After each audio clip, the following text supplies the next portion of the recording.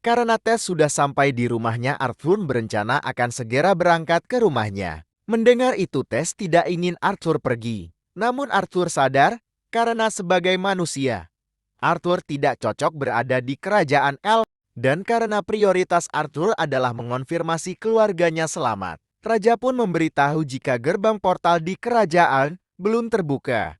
Namun karena Arthur terburu-buru, Raja akan mengirim penjaga sampai Arthur ke rumahnya. Raja pun langsung menyuruh Arthur istirahat, karena besok Arthur akan berangkat. Mendengar itu, Arthur langsung berterima kasih kepada Raja.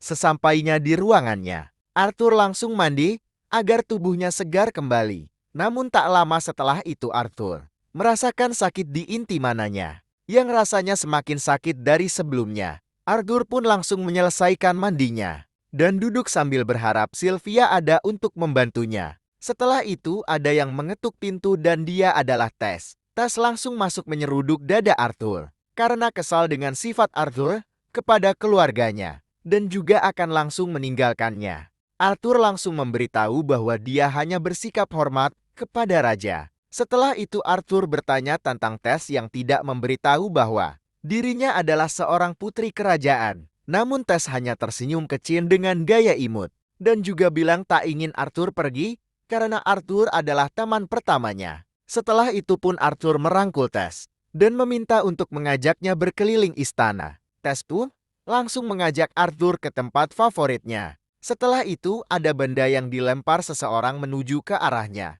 Arthur pun bergegas menangkap untuk melakukan serangan balik.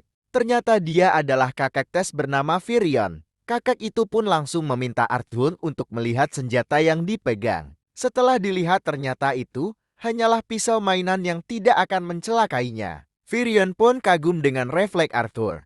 Tak selangsung berteriak ke kakaknya agar tidak mengganggu Arthur. Virion langsung melemparkan pedang kayu ke Arthur karena Arthur menarik perhatiannya.